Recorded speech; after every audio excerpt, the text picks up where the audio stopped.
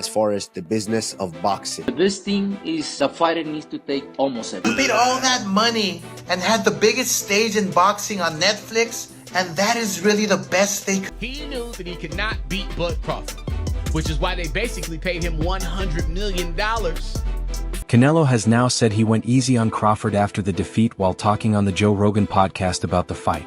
He explained that he did not give his full effort inside the ring and chose to hold back.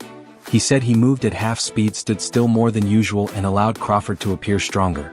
He also shared that money and business played a role, saying he was paid to lower his intensity and avoid his normal aggressive style. Well, how does that work? Because it's not pay-per-view, so they still... Netflix putting up the money. So I'm saying, so they don't get no back end then?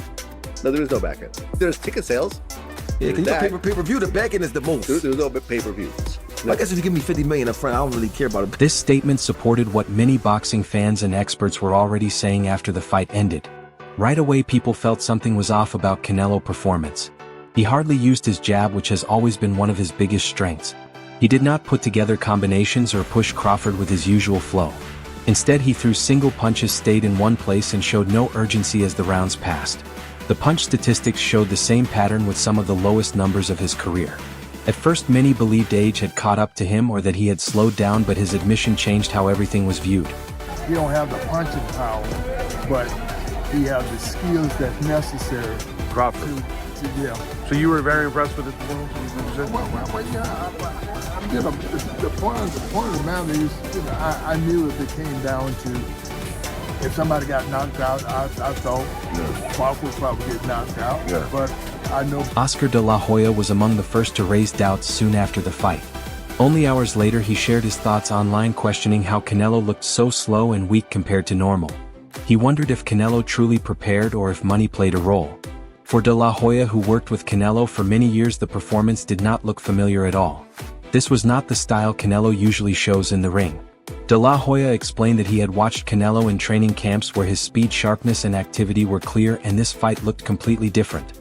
While watching him face Crawford, De La Hoya felt sure it was not just about getting older.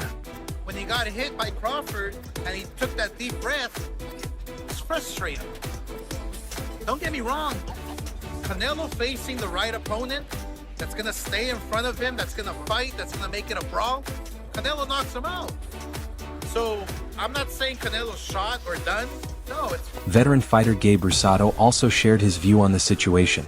He said Canelo fought with heavy feet, used no jab, made no combinations, and threw only one punch at a time. For Rosado, this is the type of showing you expect from someone long past their best years, not from a champion who still holds belts. His opinion matches exactly with what Canelo has now admitted. In past fights against Golovkin and other top opponents, Canelo used his jab again and again, fired sharp combinations, and applied constant pressure. Against Crawford, Rosado explained there was none of that on display. Bud catch those shots off his glove. he looked amazing. So amazing. Yeah, he looked good. Yeah. He'd go to a body and he'd catch that and come up with an uppercut. Just all those things that seem... He looked great. Yeah, I've never seen anybody do that ever. No one has. Yeah, he's the best. Canelo, ever. Yeah, he's the best. And I think he would do that to Canelo on his best day. Canelo said it, he goes, I couldn't figure him out. No. Claressa Shields also felt that Canelo's body was simply wearing down. She believed he could no longer move well, could not throw combinations, and that his legs were finished. To her, it looked like the natural closing chapter of a long career. At the time, that view seemed reasonable. David Benavidez, one of Canelo's most vocal rivals, has repeatedly said that Canelo avoids certain challenges. Even before the Crawford fight, he claimed Canelo chose matchups where he held the upper hand and skipped opponents who truly tested him. After the fight, Benavidez repeated his stance, saying Canelo no longer wanted to take real risks. For his boxing business? Because the fighters always get the less money, and some of the fighters they need to take the money, the guarantee money, right? Because they don't make a lot of money in the fights, right? But they are as a fighter. According to Benavidez and many others, Canelo was mainly chasing a large payday, and while some people were shocked, Benavidez said this was nothing new and believes this is the path Canelo will keep following. Oscar De La Hoya later told Fight Hype that the outcome was more about fighting style than decline. He disagreed with the idea that Alvarez is finished, but admitted that what happens next depends on smart opponent choices. He explained that when Canelo faces the right rival who stands in front of him, fights back, and turns it into a brawl, Canelo can still score a knockout. He made it clear that Canelo is not done at all and said the real factor is matchmaking and choosing who stands across from him and focusing on drawing the final big money from the fans. And every punch he throws comes with power, right? That breaks down the body. Physically, his body is breaking down. Plus, he just had a kid. Canelo wants to go enjoy his life. He wants to keep his wits, keep his mind together, stay sharp, and go enjoy a little bit of that money that he just made. But he could not pass the torch to somebody that didn't respect the game. Canelo's at the top of the list. According to De La Hoya, many believe Canelo can still win at the highest level, but only when the style suits him. Eddie Hearn views the situation in a different way. While speaking with Sports Illustrated, he focused on both the business value and sporting meaning of a rematch with Crawford. He said the main question is whether Canelo can quiet the talk about retirement. Fans want to see if Alvarez can make changes or if Crawford will push him closer to the end. Hearn also said Canelo could surprise everyone by adjusting his style and reminded people of how the Mexican fighter has reinvented himself before. He believes Alvarez can rebuild his approach and bring new skills that could place Crawford in serious danger. You've been training Crawford for years. Is he retired or is he going to keep fighting? He just got to take a break. Is Terence Crawford retired or is he going to keep fighting? Oh, he's going to keep fighting. He's going to keep fighting? Yeah. You're the man. Be man. Hey, congratulations. Enjoy the win. Thank you. Thank you. In the first fight, Canelo looked strong at the start. He controlled the early rounds, landed clean counters and kept Crawford careful and measured, but the pace changed near the end. From rounds 9 to 12, Crawford took over, landed the sharper punches and pushed Alvarez into defense. Many viewers felt that stretch decided the fight. Hearn believes that if Canelo handles the late rounds with a smarter plan, the result could change in a rematch. We already know, we knew Crawford is a great fighter, and I did what I supposed to do, right? I tried for every way, and I trained really hard, and he deserved all the credit. No, I tried. Chris Eubank Jr. shares that same hope, calling a second fight massive and saying Canelo has what it takes to change the outcome. He believes Alvarez's experience and power are still special when used the right way. His support highlights what many fighters think. Canelo still has dangerous tools, but he must be willing to adjust. Trainer Robert Garcia has also supported the rematch, saying hunger will decide everything. He said if Canelo returns with the hunger he needs, he can beat Crawford. Speaking to Fight Hype, Garcia explained that Alvarez must fix the mistakes from the first fight and use his power from the opening round until the end instead of slowing down late. His view reflects a shared belief in boxing.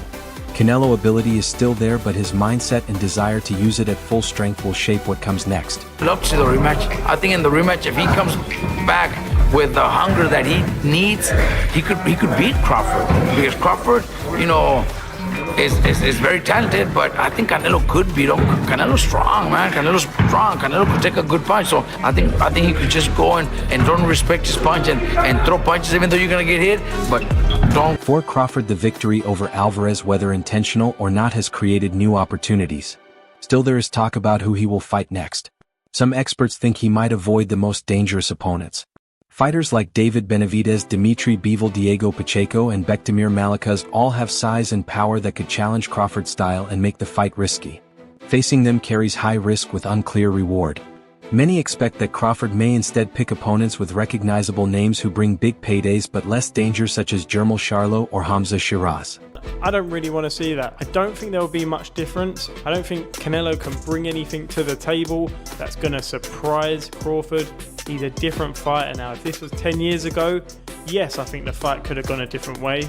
But there's no point in even thinking that, because Canelo's a different fighter now. They fought today. They fought when Crawford is older as well. So I can't be trying to say, well, Canelo's not any. The business side of boxing is important in this situation. Crawford win has raised his status so he can ask for huge paydays, but choosing the right opponents will decide how long he keeps that power. At the same time, Canelo's choice will affect the sport too. If he goes straight for revenge against Crawford, the fight could attract massive attention around the world. If he chooses another path, like facing a fighter with a style that suits him better, it could show that his career is moving toward its final stage. Terence Crawford and Canelo. Personally, I do not want to see a rematch. Usually rematches are in order when it's a very close fight and you can't really tell, which fighter won. There's a lot of close rounds, swing rounds. That wasn't the case in this fight. Terence Crawford won pretty handily. I personally scored the fight 9-3. Being generous, you can give it 8-4. Even though Canelo is being criticized for chasing money, many believe that even a big payday cannot fix the position he put himself in by taking the Crawford fight. The reality is that boxing now revolves around money fights.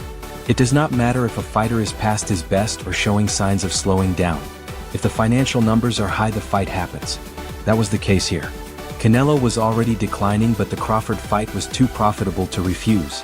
The issue is that while the money keeps coming, the toll on a fighter body does not stop. For Canelo, this might have been the one payday too many. I Coca-Cola, I'm buying. I risk my life in the ring, and everybody's making money too. It's not that they don't making money; they making money, but the fighter need to make more. Coach Ronnie Shields spoke out immediately after the loss, saying he thinks Canelo should retire. He told Fight Hub TV that what he saw against Crawford was enough. It is over. He did not see energy, sharpness, or the old Canelo who could pressure opponents and control the fight. For Shields, this is not about changing trainers or adjusting tactics. It is father time. He said no coach alive can save Canelo now. Fire Eddie Reynoso, hire someone new, it will not matter. His body is not responding, and once that happens, no amount of training can fix it. Name to have just one name at 160, 154. I mean, it's just hard for him, ideally, to just see a fight. No names resonating at the moment. Would you be okay to see him retire? I would. Look, he's had a great career also. Yes, he's older, but... However, Oscar De La Hoya offered a different perspective. As a promoter, he believes there could be a way to refresh Canelo's career. He said Alvarez might extend his time in the ring if he leaves Reynoso and hires a new trainer, maybe even someone like Shields. But Shields quickly rejected that idea, saying the problem goes much deeper. Canelo has been competing at the highest level since he was a teenager. That means years of fights, training camps, and physical punishment. Meanwhile, Crawford has fewer fights, fewer tough battles, and fresher legs. Shields said Canelo's body is basically telling him to stop, and the longer he ignores it, the worse it will get. Look, I mean, the only thing I can tell him or give him advice in is get a new trainer. I can't advise him on retiring or staying in box. That's a very personal decision. But I can say, hey, get a new trainer. And the signs are hard to ignore. Since the Dimitri Bivol fight in May 2022, Canelo has not looked the same. He has still won, but those victories lacked his usual dominance. He has not stopped anyone and has appeared tired in the later rounds while facing opponents he could still beat even while slowing down. Crawford was different. Canelo could not overpower him with size, and when the fight went long, his stamina gave out. Shields is correct. The body always reveals the truth sooner or later. If we see a fight where Canelo Alvarez looks old, then guess what? He's old. Right? And it might be a case of him being less than he was. And then what stood out was that Shields also gave surprising advice for Crawford. He said even Bud should consider retiring soon, maybe after one more fight. Crawford is 38, and while still sharp, many believe it is smarter to step away before decline shows. Shields suggested dropping down to 160, winning a belt there, and then retiring. He explained that staying at 168 is risky because the contenders are younger, stronger, and hungrier. He pointed out that facing someone like Christian Mbili would be dangerous. Mbili is a non-stop puncher who never gives a break. Crawford managed Canelo because Canelo slowed down and gave him space, something he could not do against a younger, relentless fighter. Potential opponent for Canelo, but the big question has been, is Christian ready for that opportunity? Is he ready for the moment? Do you feel after this Saturday that you are ready for a fight with whoever wins the fight against Crawford and Canelo? I'm born ready. I'm born ready. I'm born ready. But retirement does not always match reality, especially when money is at stake. Crawford is now the undisputed champ at 168 and one of the biggest stars in boxing. That is why Turki Alshik quickly teased David Benavidez, asking if he could still make 168. This is clearly a sign that he wants Crawford to face Benavidez. That is exactly the kind of fight that gets everyone talking, and more importantly, the kind that can bring in tens of millions.